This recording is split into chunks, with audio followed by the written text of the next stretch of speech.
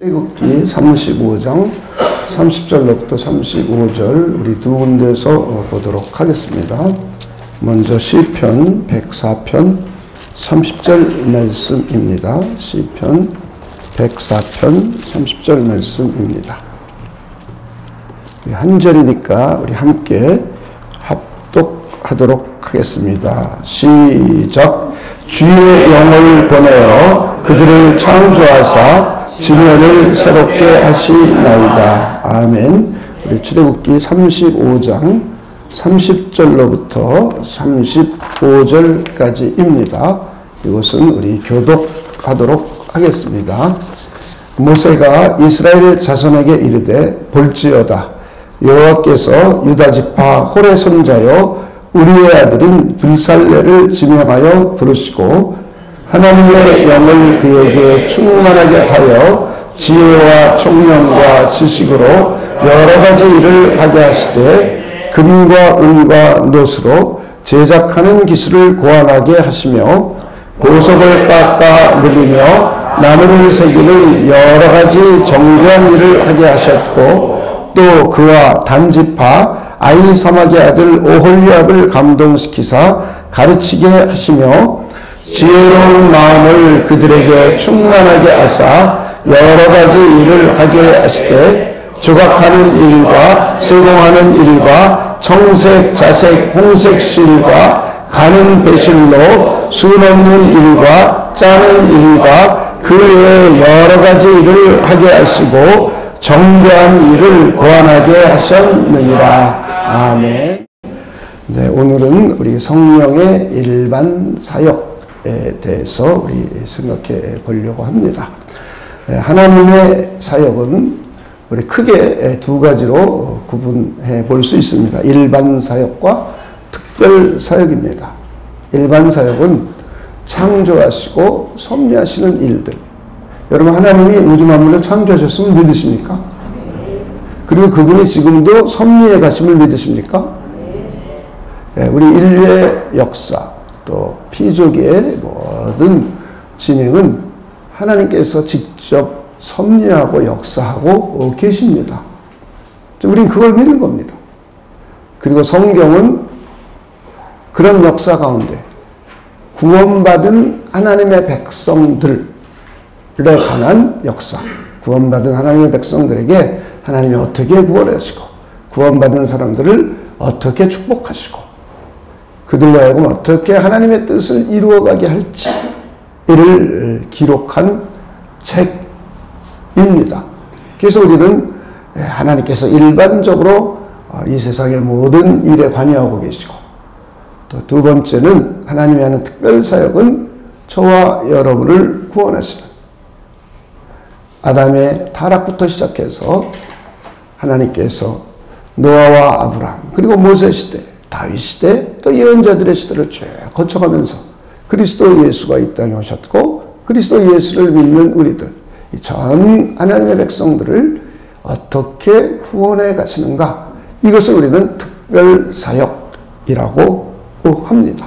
이렇게 하나님의 사역은 이렇게 크게 두 개로 나누어 볼 수가 있습니다. 하나님께서 영적인 세계와 물질 세계를 창조하시고 그리고 인간을 창조하시고 그리고 창조물들에게 생명을 부여하시면서 존재케 해주십니다. 그리고는 계속해서 창조하신 세계를 보존하고 유지하고 하나님의 뜻대로 통치하고 다스려감. 우리는 이것을 일반 사역이다. 우리는 하나님께서 그렇게 하고 계심을 믿고 있습니다. 여러분 그러십니까? 성경을 보면 하나님이 천지를 창조하셨다라는 말도 있고 성자께서 천지를 창조했다라는 말도 있고 성령께서 창조하셨다라는 말도 있어요. 그래서 우리는 일반적으로 하나님이 천지를 창조하셨습니다 라고 일반적으로 말을 합니다. 그런데 이것을 조금 더 구체적으로 말하면 성부와 성자와 성령이신 하나님께서 성부, 성자, 성령께서 어떻게 각자 창조와 섭리사에게 일을 하셨는가를 생각해 볼 수가 있습니다. 이것은 만물이 성부로부터 기인한 겁니다. 근원이 성부입니다. 그리고는 성자를 통하여입니다. 그리고는 성령 안에서 생명을 부여받게 되어 존재하게 됩니다. 이렇게 성부, 성자, 성령께서는 모든 것은 제1위이신 성부로부터 출발하고, 그리고 성자를 통하여 성령 안에서 완성이 되고 있음을 우리는 성경을 통해서 볼 수 있습니다. 오늘은 이제 성령의 일반 사역에 대해서 생각해 보려고 합니다. 성령께서 어떻게 일반 사역을 하셨는가 하는 구체적인 내용입니다. 이것은 우리의 구원과는 관계없지만 구원받은 우리들이 이 땅을 살아가는 동안에 하나님께서 어떻게 하나님의 백성들에게 축복을 주시는가 하고도 직접적인 연관성이 있습니다. 그래서 매우 중요합니다. 우리가 성령께서 우리를 구원하시는 특별사역에는 우리가 구원받고 하나님 앞에 구원받고 미래의 구원이 어떻게 완성되고 또 개인의 구원과 또 하나는 공동체적으로 교회가 어떻게 구원이 완성되는가 하는 문제를 다룹니다. 그런데 성령의 일반 사역은 하나님께서 천지 창조를 성령께서 어떻게 하시는가, 어떻게 섭리하고 계시는가의 문제도 다르지만 또 하나는 하나님의 백성들로 하여금 성령께서 어떻게 하나님의 능력과 지혜와 지식과 도덕성을 부여하셔서 그들로 하여금 하나님의 뜻을 이루어가며 하나님께서 주신 복들을 누리며 살아가게 하는가에 관한 내용이 됩니다. 그래서 여러분들이 이것을 잘 이해하면은 여러분에게 큰 도움이 됩니다. 그래서 두 가지로 생각해 볼 수 있습니다. 첫째는 만물을 창조하시고 섭리하시는 사역. 성령께서 만물을 창조하고 섭리하시는데 어떻게 일하시고 역사하시는가 하는 문제이고, 두 번째는 하나님의 사람들에게 성령의 능력을 주심에 관한 내용입니다. 구체적으로는 왕들을 세우시고 하나님의 사람들에게 지혜와 지식과 능력을 부여하여 하나님의 뜻을 이루어가는 구체적인 하나님의 백성들에게 대한 섭리의 내용입니다. 이렇게 크게 두 가지로 생각해 보도록 하겠습니다. 첫째는 성령께서는 하나님의 제3의 위격으로 창조를 완성시키고 또 섭리하고 계십니다. 우리는 이것도 하나님이 천지를 창조하고 섭리하신다, 또 성부, 성자, 성령께서 하신다, 이것을 조금 더 성경을 통해서 한번 찾아보도록 하겠습니다. 우리 고린도전서 8장 6절을 한번 보겠습니다. 고린도전서 8장 6절입니다. 그러나 우리에게는 한 하나님 곧 아버지가 계시니. 자, 하나님, 성부 하나님에 관한 이야기가 있습니다. 그 다음에 읽어봅시다. 시작.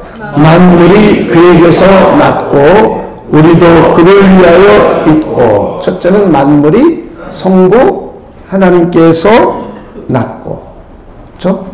영어로는 from입니다. from. 성부 하나님으로부터 나왔고, 이런 얘기입니다. 또한 한 주 예수 그리스도께서 계시니. 자, 누가 계시죠? 예수, 성자가 계세요. 자, 그 다음에 읽어보겠습니다. 시작. 만물이 그로 말미암고 우리도 그로 말미암았느니라. 만물이 예수 그리스도로 말미암고 또 그로 말미암아 있게 됩니다. 이건 through입니다. through. 그래서 성부로부터 기인하여서, 기원이 성부예요. ek라고 그래요. from. 성자를 통하여, 중보자예요. 항상 성자는 dia, through, 통하여. 세 번째는 성령 안에서 생명이 부여받고 존재하여 창조가 완성됩니다. in, ek, 완성돼요. 성령 안에서. 자, 이것은 우리가 창세기 1장 2절을 한번 보면, 하나님의 태초에 천지를 창조할 때 창세기 1장 1절은 태초에 하나님이 천지를 창조하시니라 이렇게 되어 있어요. 그리고서 땅이 혼돈하고 공허하며 흑암이 깊음 위에 있고 지금 지구의 모습입니다. 지구의 모습이 이런 모습이에요. 하나님의 영혼. 그 다음 한번 읽어봅시다. 시작. 수면 위에 운행하시니라. 그러니까 하나님의 성령이 이 지구의 모든 죄를 품고 지구와 이것은 지금 성령 안에 있는 겁니다. 그리고는 빛이 있으라 하니까 바로 빛이 생기기 시작했습니다. 이렇게 성부로부터 만물이 기잉하고 성자를 통하여 성령 안에서 만물이 생겨나고 완성됩니다. 이것을 요한복음 욥기 33장 4절을 다시 한번 찾아보도록 하겠습니다.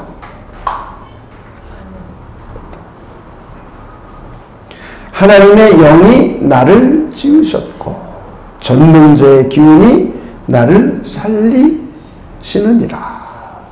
그러니까 하나님이 영을 보내서 우리를 지으셨어요. 그리고 전능자의 기운이 나를 살리셨어요. 자, 이거는 우리가 다른 말로 다른 욥기 다른 곳에서 조금 더 한번 살펴보려고 합니다.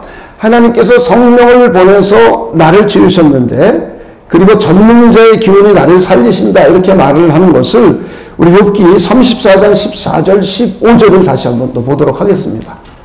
욥기 34장 14절 15절입니다. 그가 만일 뜻을 정하시고 그의 영과 목숨을 거두실진대 모든 육체가 다 함께 죽으며 사람은 흙으로 돌아가리라. 여기서는 사람이 죽는 것은 그 영과 목숨을 거둔다 이렇게 표현하고 있어요. 그런데 이것을 표준 세번역어를 보면은 생명을 주는 영을 거두어 가사 이렇게 표현되어 있어요. 그러니까 성령은 뭘 주는 영이에요? 생명을 주는 영이에요. 하나님의 창조할 때 창조 세계의 생명체들에게 성부로부터 출발해서 성자를 통하여 이루어지면서 성령께서 그에게 생명을 주어 존재케 하게 되는 겁니다. 이것이 성령께서 창조하실 때 하시는 사역이에요. 자, 그런데 우리는 특별 사역도 다시 한번 생각해 볼 필요가 있어요. 자, 로마서 8장 1절에 보면 그러므로 이제 그리스도 예수 안에 있는 자에는 결코 정죄함이 없나니 그랬어요. 그러면서 저와 여러분을 죄와 사망의 법으로부터 그리스도 예수 안에는 생명의 성령의 법으로 우리를 해방시켰다 이렇게 말하고 있어요. 그러니까 과거에 창조할 때는 하나님께서 창조한 피조계의 생명을 주었습니다. 그래서 존재케 했어요. 그런데 타락함으로 해서 우리는 죽게 되었어요. 그렇죠? 그런 우리에게 특별사역은 성령께서 다시 이제 새 생명을 부어주시는 거예요. 그래서 생명의 법 이렇게 된 것은 생명을 주는 성령의 법입니다. 그래서 성령께서는 저와 여러분이 구원받을 때 하나님의 새로운 생명, 하나님의 신적인 새로운 생명을 부여해 줘서 우리가 중생하게 되었음을, 하나님의 아들과 딸로 거듭 태어나게 됐음을 우리는 알 수 있습니다. 자, 이렇게 창조한 일반 사역 속에서도 피조물이 존재할 수 있도록 성령께서는 생명을 부여해 주는 거예요.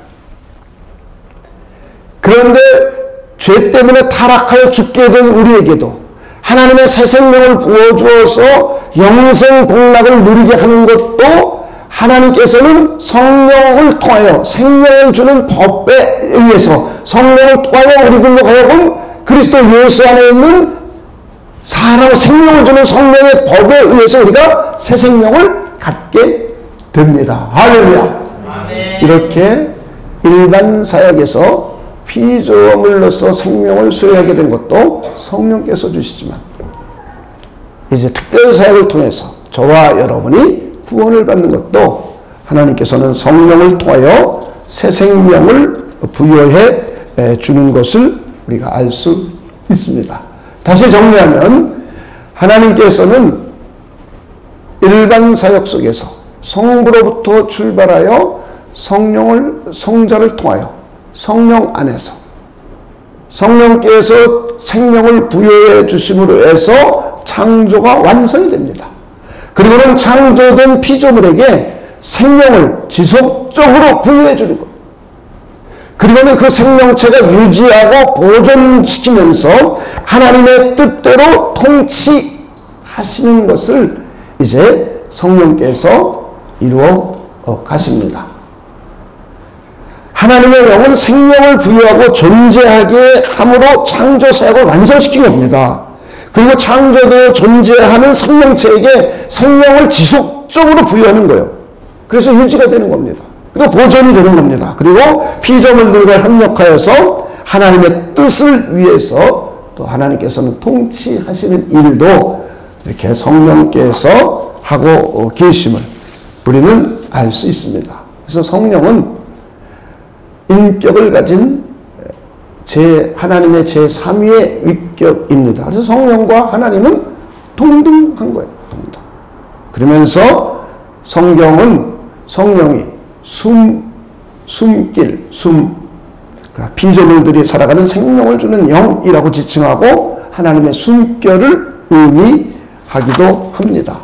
이것이 일반 사역에서 보편적으로 성령께서 하시는 일입니다. 이제 두 번째는 성령의 능력이 하나님의 사람들에게 이제 이것이 우리에게 매우 적용점이 있고 시사점이 있고 관심이 있는 내용일 겁니다. 이제 성령의 능력을 주어서 하나님께서는 왕될 사람들에게는 지도력을 주기도 하고 또 지성을 통해서 지혜와 지식과 총명을 부어줘서 학문을 한 능력도 주고 또 기술도 주고 기능도 주고 창조력도 주고 또 예술성도 주고 또 어떤 사람들에게는 도덕성도 주어서 하나님의 선과 거룩을 이루어갈 수 있도록 하고 그러면 하나님께서 영향도 부어줘서 하나님의 사람으로서 하나님의 뜻을 이루어가고 하나님의 일들을 이루어가고 또 이 땅의 삶에서도 승리할 수 있도록 해주시는 사역을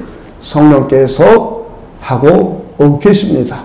그러니까 성령은 상당히 밀접한 분이에요. 우리에게. 우리는 일반적으로 하나님이 우리에게 능력을 주셨어, 지혜를 주셨어, 하나님의 선하신 도덕성을 우리에게 주셨어 라고 우리는 일반적으로 말합니다. 그런데 이것을 조금 더 구체적으로 표현하면 성부를 통하여 성부를 근원으로 하여 그리고 성자를 통하여 성령께서 우리에게 부여해 주심을 우리가 알 수 있습니다. 구약 백성들은 그들 안에 성령이 직접 내주하지는 않았어요. 그럼에도 불구하고 하나님의 사람들에게 성령께서 지혜와 지식과 능력과 역량과 예술세계의 능력들을 부어줬어요. 심지어는 체력에 힘을 주기도 합니다. 우리 성경을 하나씩 찾아볼 거예요. 그런데 저와 여러분은 구약 백성들과 비교가 안 되죠. 우리는 아예 하나님의 성령이 우리 안에 직접 들어와 거하고 계십니다. 그리고 우리 모임 가운데 늘상 성령이 함께 임재해 계세요. 그러니까 구약 백성들하고 우리하고는 비교가 되지 않습니다. 그렇다면 우리는 우리 안에 계신 성령께서 우리에게 능력과 지혜와 지성과 명철, 도덕성을 우리에게 주심을 확실하게 우리는 믿고 그분을 의존함이 우리에게 더 있어야 됩니다. 그럴 때 우리의 삶은 큰 변화가 납니다. 근데 사람들은 별로 이런 걸 잘 이해를 안 해요. 그냥 막연하게 생각해요. 하나님이 그냥 준대. 그러다 보니까 미신적으로 생각하게 돼요. 이건 아주 매우 잘못된 거예요. 여러분이 어떻게 하나님께서 우리에게 주시는가를 구체적으로 이해한다면 우리의 삶은 굉장한 변화가 일어납니다. 굉장한 변화가 일어나요.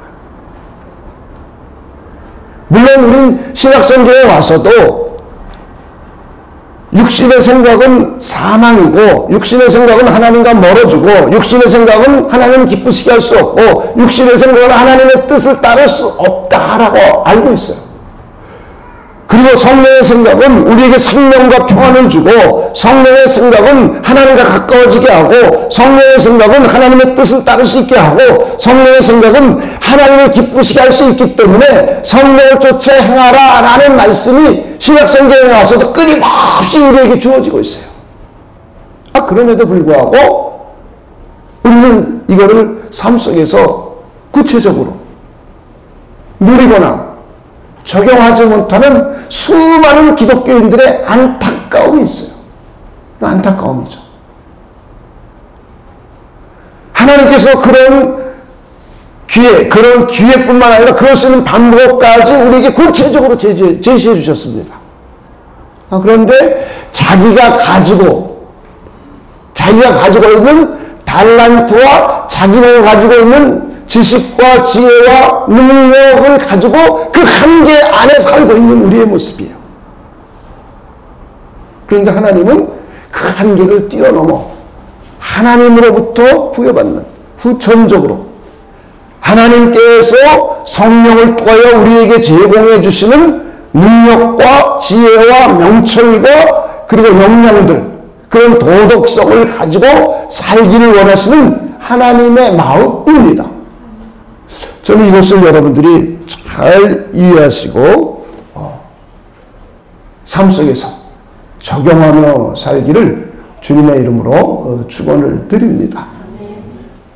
이건 막연한 게 아니고요, 미신적으로 비나이다 하듯이 되는 것이 아닙니다. 우리는 우리 안에 성령이 직접 들어와 계셔서 성령께서 우리에게 부여해 주세요. 전능하신 하나님, 성부 하나님으로부터 나오는 모든 것들이죠. 근원은 성부 하나님이잖아요. 모든 게 지혜와 지식과 사랑과 선하심과 능력과 권능과 수많은 것, 이것을 우리 주님이신 예수 그리스도를 통하여 그리스도께서 우리가 이것을 다 부여받을 수 있도록 다 행하셨어요.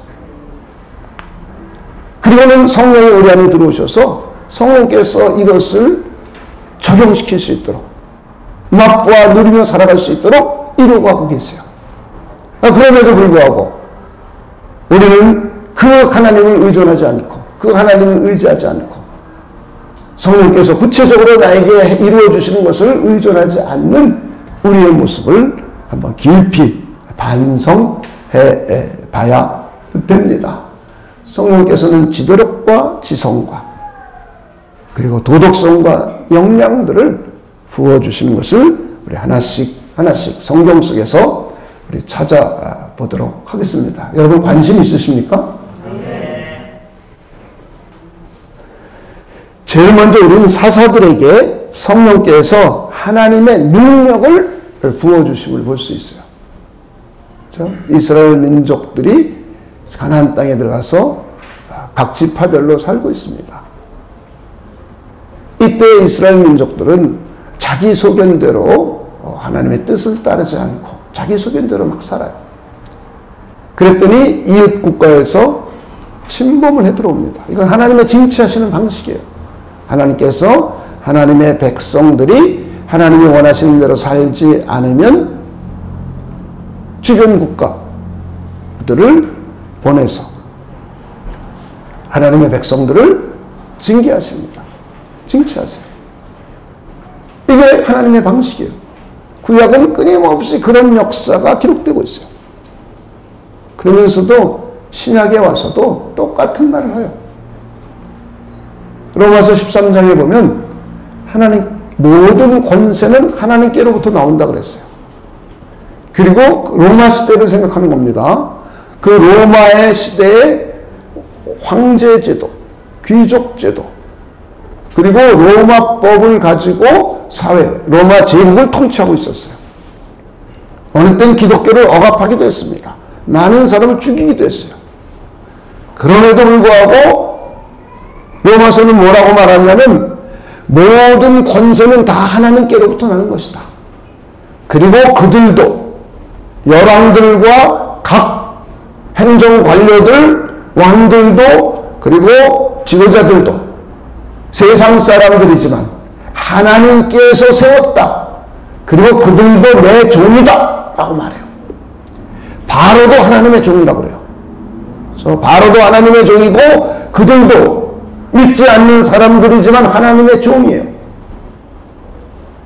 그들을 세운 이유는 하나님의 백성들이 하나님의 뜻대로 살아가지 않을 때에 세상 법을 가지고 하나님의 징계하시는 방법 중에 하나라는 거예요. 이걸 우리 착하게 이해해야 됩니다. 그래서 하나님의 백성들이 교회가 세상 법을 어기면 안 돼요. 믿음이라는 이름으로. 이건 매우 부적절한 겁니다. 교회답지 않은 거고 하나님의 백성답지 않은 거예요. 그 구체적인 예까지 들어줘요. 세금 잘 내라 이런 예까지. 자, 이렇게 하나님은 하나님의 백성들이 올바른 길로 가지 않을 때에 하나님께서는 주변 국가들, 다른 사람들, 하나님이 부여주신 권세라는 이런 모든 것들도 그들을 통하여 하나님의 백성들을 징계하시고 채찍질하심을 우리는 알 수가 있습니다. 이렇게 될 때마다 이스라엘 민족은 괴로운 거죠. 그러면은 이제 그때마다 하나님께 부르짖습니다. 그러나 하나님은 사사들을 세워서 이들을 물리치고 그리고 하나님의 백성들을 지켜주고 보호해주는 이야기가 사사기 전체에 기록되어 있어요. 그런데 성경은 하나님께서 사사들에게 하나님의 성령을 부어주셔서 그 일을 감당하게 했다고 말하고 있어요. 자, 우리 한번 사사기를 한번 찾아보도록 하겠습니다. 사사기 3장 10절부터 조금씩 찾아보겠습니다.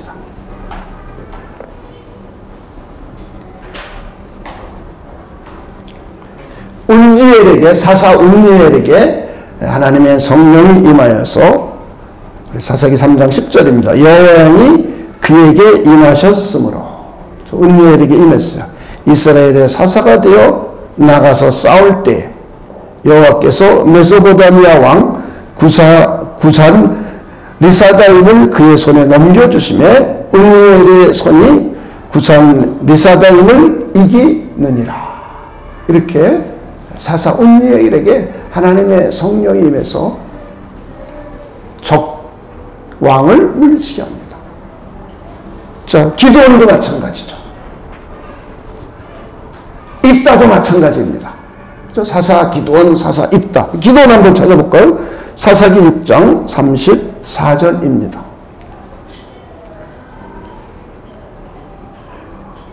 한번 읽어봅시다. 앞에만 시작. 여호와의 영이 기드온에게 임하시니 기드온이 나팔 불매 아비에셀이 그의 뒤를 따라 부름을 받으리라. 그 다음부터 이제 기드온이 지혜를 받아서 하나님이 지시하시는 대로 해서 물리치는 장면입니다. 자, 이따도 마찬가지입니다. 그리고 여러분이 잘 아는 삼손.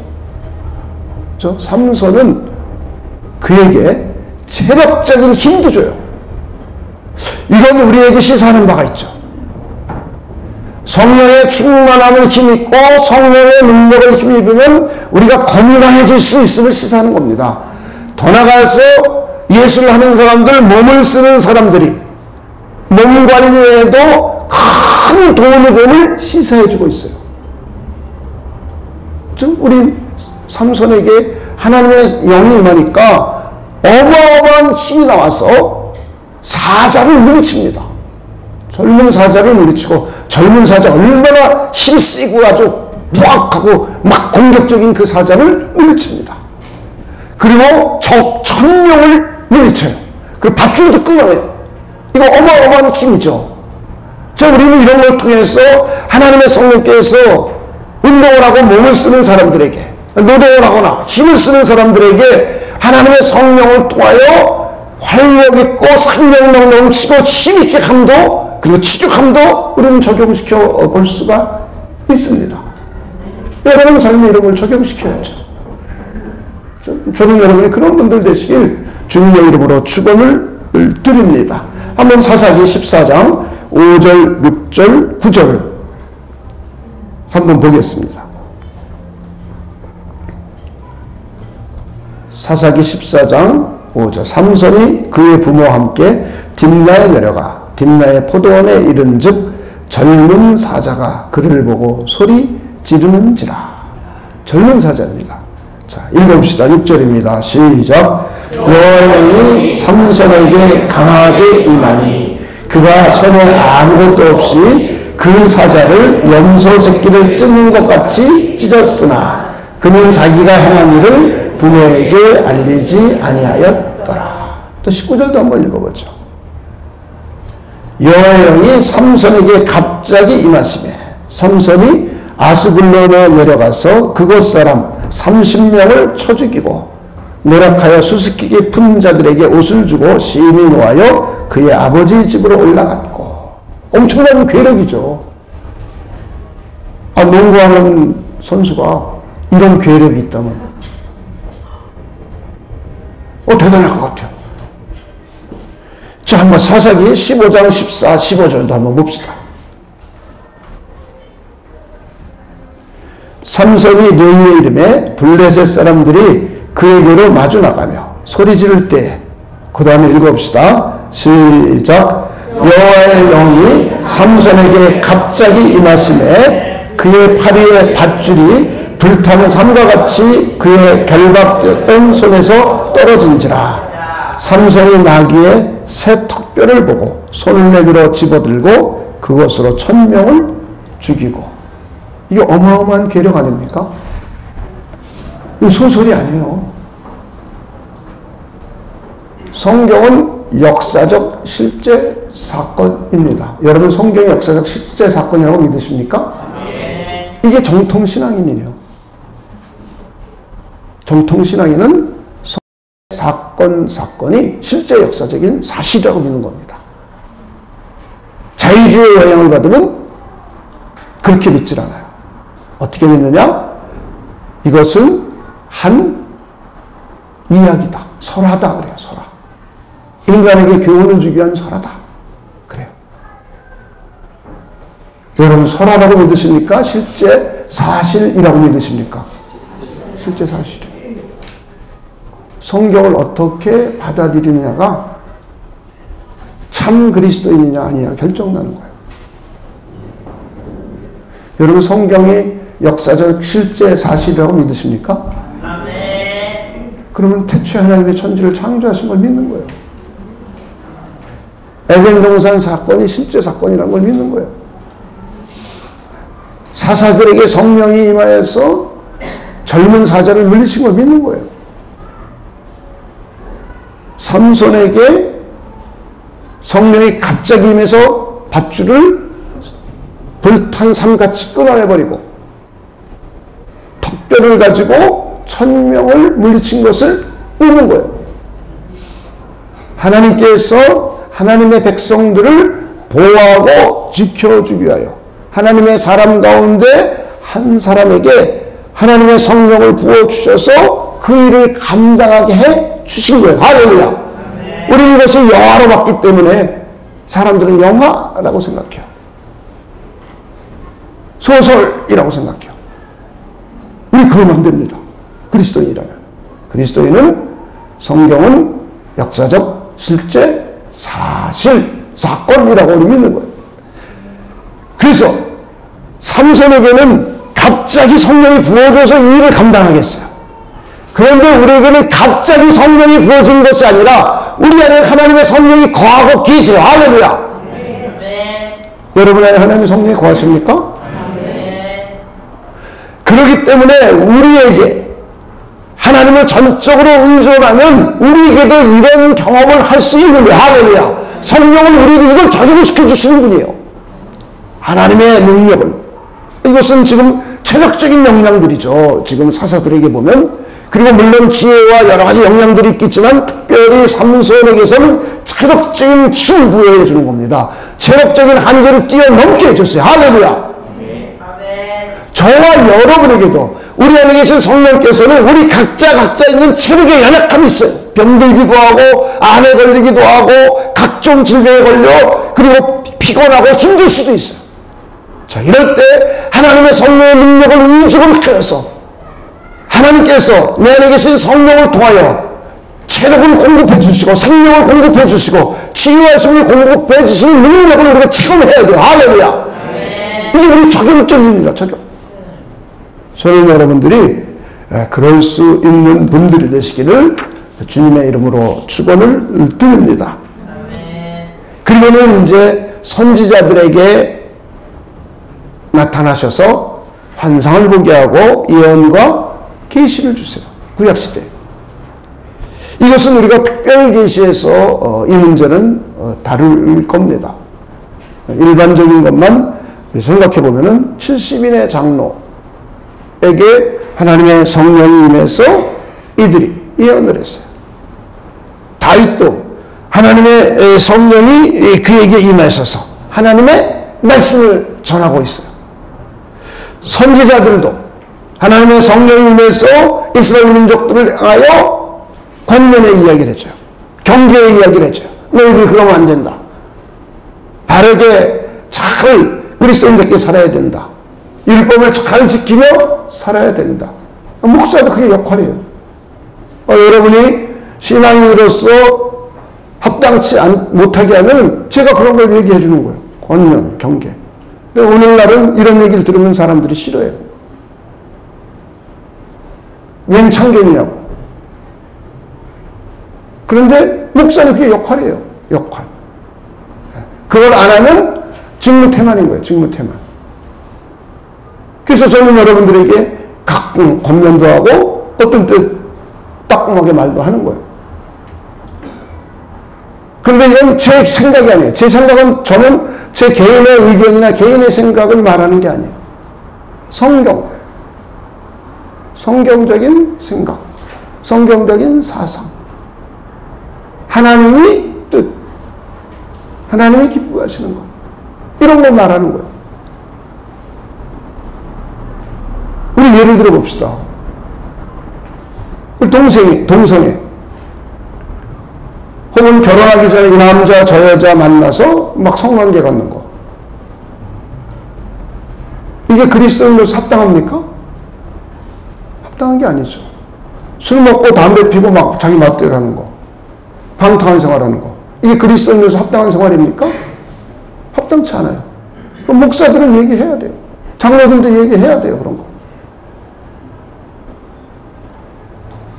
우리가 동성애를 하고 그런 사람들도 하나님의 형상이기 때문에 우리가 그들을 따뜻하게 맞이해주고 존중해주고 그들의 인권을 존중해줘야죠. 근데 우리는 휴머니스트로 인권을 존중해주면 안 돼요. 그리스도인들은.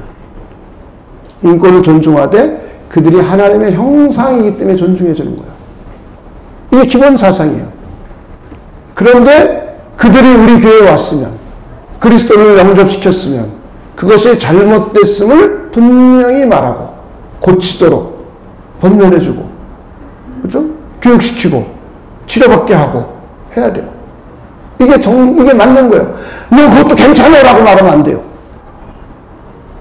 성경은 명료하게 틀린 일이라고 말해요. 아니, 젊은 아이가 결혼도 안 했는데 이 남자 저 남자 만나서 성관계를 막 냈는데 그것을 교회에서 따끔하게 야단 안 치고 그런 사람 징계 안 하면 됩니까? 그건 안 돼요. 교회는 그런 걸 해야 돼요. 이런 얘기를 하면 네가 무슨 상관이냐? 그건 교회이기 때문에 상실한 거야. 하나님의 백성되는 상실해버리는 거예요. 하나님의 뜻대로 삶을 상실하는 거예요. 이런 거는 우리가 정확하게 가르쳐야 돼요. 젊은 애들이 대학교 졸업하고 나서 술 먹고 담배 피고 막 그냥 애들끼리 모여서 하고 그러면서 하는 얘기 뻔해요. 아니, 내 친구의 엄마 아빠들은 자유롭게 시간 내주고 그러는데 왜 시간 통제하고 그거 못하게 하느냐고. 이렇게 애들은 불만해요. 또 애들은 또 이렇게 얘기해요. 딴 애들, 딴 교회 다니는 애들은 뭐 주일도 안 나오고 뭐 예배도 안 나오고 자기 마음대로 하는데 왜 나는 안 그러냐고. 걔네들이 잘못된 거죠. 하나님이 보기에 그거는 엄청 잘못된 일이고 하나님이 보기에 어떤 건가? 이걸 가르치고 이걸 훈계하는 것이 교회의 역할이에요. 목사의 역할이에요. 그래서 그러면 안 되죠. 그죠? 우리 하나님의 사람들이 주일도 성실하게 지키고, 그리고 세상 나가서도 그리스도인답게 거룩하고 의로운 삶을 살고, 그리고 하나님의 사람답게 살아내는 것.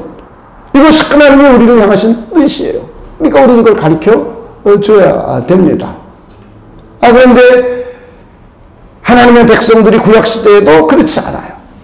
그러니까 하나님의 성령이 선지자들에게 임해서 하나님의 권면의 말씀, 하나님의 경계의 말씀, 하나님의 책망의 말씀을 전하게 하는 거예요. 그래서 백성들로 하여금 하나님 앞으로 다시 돌아오게 해 주는 거예요. 이것이 성령께서 하신 일들입니다. 근데 이것을 우리가 이제 특별사역에서는 조금 더 특별사역적으로 한번 다뤄보려고 합니다. 자, 우리 스가랴서만 한번 우리 보도록 하죠. 스가랴서 7장 11절로부터 13절.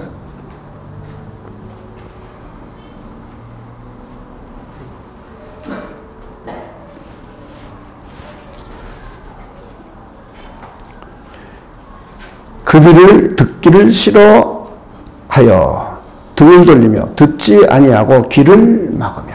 그냥 하나님의 백성들이 하나님의 말씀을 듣기 싫어하는 거죠. 등을 돌리고 듣지 않고 귀까지 막아요.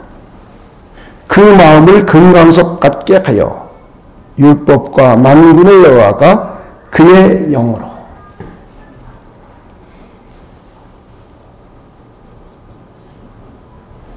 옛 선지자들을 통하여 전한 말을 듣지 아니하므로 큰 진노가 만군의 여호와께로부터 나왔도다. 자, 이렇게 이스라엘 민족들이 귀를 닫고 등을 돌리고 하나님께 등을 돌리고 하나님의 말씀을 듣지 않아요. 그랬더니 선지자가, 성령께서는 이 선지자들에게 말을 전하게 하죠.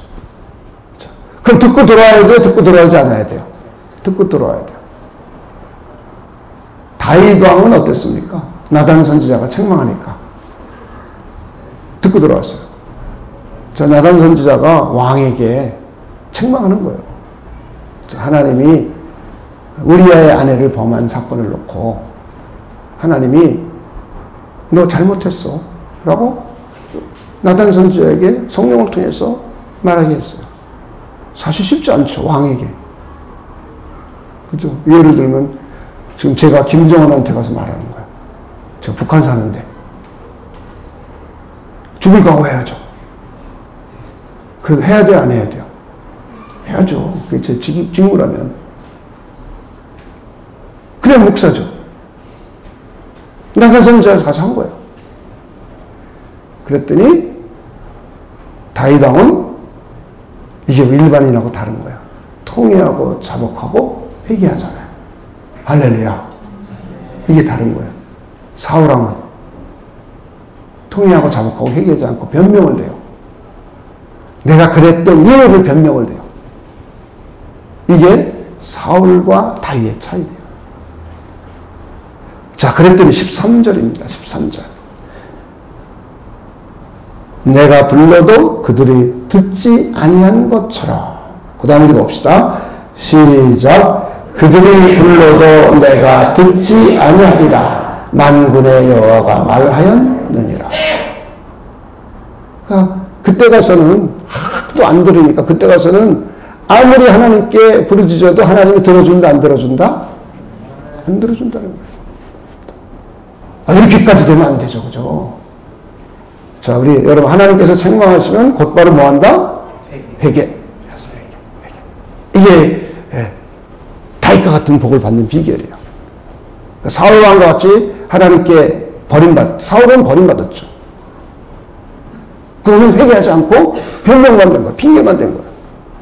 자, 이렇게 성령께서는 선지자들에게 임하셔서 예언도 하게 하고 권면도 하게 하고 하나님의 백성들에게 하나님의 뜻을 다시 한번 일깨워주고 돌이켜서 돌아올 수 있도록 해주는 역할을 하게 하셨습니다.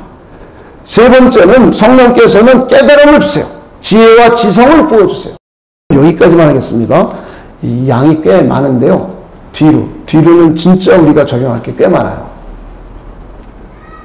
근데 오늘은 12시 20분이고 오늘은 구정주니까 12시 반까지 가면 여러분이 좀 약간 기분 나빠할 것 같아요. 그래서 여기까지만 하고 끝을 맺도록 하겠습니다. 성령께서는 이렇게 깨달음을 주세요. 지혜와 지성을 부어주십니다. 엘리후, 욥을 권면한 젊은 엘리후에게 지혜와 깨달음을 주신 사건이 욥기에 기록되어 있고요. 그 다음에 출애굽기에 보면 제사장 아론의 옷을 만들게 해요. 하나님의 성령께서 지혜를 줘서 제사장 아론의 옷을 만들게 해요. 이건 우리에게 잘 적용하면 혹시 여기 디자이너가 있다면, 디자이너가 있다면 우리에게 많은 적용이 될 겁니다. 자, 한번 욥기 32장 6절로부터 10절까지입니다.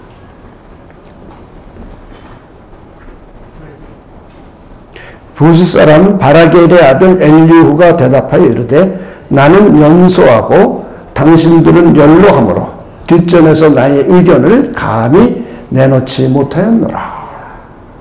내가 말하기를 나이가 많은 자가 말할 것이요 연륜이 많은 자가 지혜를 가르칠 것이라 하였노라. 그러나 그 다음에 읽어봅시다. 시작. 사람의 속에는 영이 있고 전능자의 숨결이 사람에게 깨달음을 주시나니 어른이라고 지혜롭거나 노인이라고 정의를 깨닫는 것이 아니니라. 그러므로 내가 말하노니 내 말을 들으라. 나도 내 의견을 말하리라. 이제 욥의 친구들은 나이가 많죠. 그 당시에 우리 사고를 생각해 보면 아주 이게 얼마나 오래된 이야기입니까? 굉장히 이 욥기는 아브라함 시절 그 무렵이니까 굉장히 오래된 시절입니다. 아브라함은 약 BC 2000년경으로 보고 있어요. 그러니까 지금으로부터 4100년 전이니까 우리 역사를 보면 그 시대에 알 수 있잖아요. 그때는 연세 드신 분들이 농경시대가 되면 농경시대에는 연세 드신 분들이 지도력을 가질 수밖에 없어요. 왜냐하면 농사 짓는 때, 농사 짓는 방법, 특히 어천 같은 물때, 그래서 경험이 많은 사람들이 당연히 잘 알죠. 그러니까 경제력도 나이 드신 분들이 훨씬 뛰어나요. 그리고 사회 자체도 시족사회에서 그 중에 가장 어른들에게 권위를 줘요. 그리고 오래 산 사람일수록 지혜가 넘쳐요. 그래서 오늘날에는 배움이 많고 그래가지고 또 배움과 지혜가 합쳐져서 더 젊은 사람들이 더 지혜롭고 뛰어날 수도 있어요. 그럴 수도 있겠죠, 오늘날에는. 그런데 과거에는 그럴 수가 없었어요. 나이 든 사람들이 훨씬 지성과 지혜가 뛰어났어요. 그래서 권면을 나이 든 사람들이 많이 했죠. 오늘날에도 마찬가지입니다. 여러분, 오늘날에도 갈등이 일어나는 일들은, 인간 간의 갈등이 일어나는 일들은 연세 드신 분들이 조정해 주는 것이 훨씬 지혜롭습니다. 젊은 사람들이 권면해 주는 것보다. 연세 드신 분들은 가능하면 화합시키려고 그러고 통합시키려고 하고 이래요. 가정이나 사회를. 그런데 젊은 사람들은 자기 의견에 안 맞으면 갈라내려고 그래요. 깨트려요. 그래서 우리에게 원로들이 그래서 필요한 거예요. 사회의 원로들이 필요한 것이 그래서 필요한 일들입니다. 이때도 마찬가지죠. 엘리후는 젊고 나머지 욥의 친구들은 나이들이 많으니까 지혜로운 거예요. 그래서 많은 지혜를 말하니까 엘리후는 뒷전에 있는 거예요. 말을 할 말을 이제 자기 의견도 내고 싶은데 뭐라는 거죠? 그런데 엘리후가 용기를 내서 말하는 거야. 자기에게 성령이 있어서, 자기 안에 성령이 있어서 하나님께서 지혜를 주셔서 나도 너희들에게 지혜를 말한다 라고 자기 의견을 개진하고 있음을 볼 수 있습니다. 이렇게 성령께서는 깨달음을 주시고 지혜를 주세요. 그래서 우리들로 하여금 지혜롭게 일을 할 수 있도록 해 주십니다. 할렐루야. 자, 그리고 우리 출애굽기 28장 3절입니다. 너는 무릇 마음에 지혜 있는 모든 자, 지금 지혜 있는 자를 고르라는 거예요. 그들은 어떻게 지혜가 생기냐면 곧 내가 지혜로운 영으로 채운 자들에게 말하여 아론의 옷을 지어 그를 거룩하게 하여 내게 제사장 직분을 행하게 하라. 그러니까 지혜로운 사람들은 어떻게 지혜로워진 것이냐면 하나님의 지혜로운 영을 가득 부어줬다는 거예요. 그 지혜롭게 됐다는 거예요. 그래서 그 당시에 제사장의 옷을 지어서 제사장이 그 옷을 입고 가서 제사장 역할을 감당해야 돼요. 그런데 이 옷을 지을 사람을 바로 그런 사람을 통해서 하라는 거예요. 자, 이것은 패션쇼, 패션 디자이너라든가 창의적이죠. 창의성도 포함되고 이것을 디자인할 수 있는 역량도 포함되고 이것을 만들 수 있는 역량이 다 포함되는 거예요. 이런 것들도 하나님의 성령께서 지혜로운 영을 부어주시면 사람이 지혜롭게 된다는 거. 할렐루야. 이 구약시대도 이렇게 그들은 공식적으로 하나님의 영이 그들 안에 내주하지 않았습니다. 그렇죠? 일부 필요할 적마다 오늘도 보니까 우리 삼성 같은 얘기는 갑자기 성령이 임해가지고 그런 일을 감당하게 하잖아요. 그렇죠? 그들은 하나님의 성령이 항상 내주해 있는 게 아니에요. 구약 백성들은. 그들은 거듭났어도 성령이 내주해 있지 않고 일부 사람들만 내주해 있어요. 내주해 있는 사람들도 시편을 보면 있습니다. 시편의 기자들의 글을 보면 자기 안에 하나님의 성령이 내주해 계심을 우리가 알 수 있어요. 그러나 이것이 공식적이거나 그리고 이게 법적으로 구약시대에 이루어진 게 아닙니다.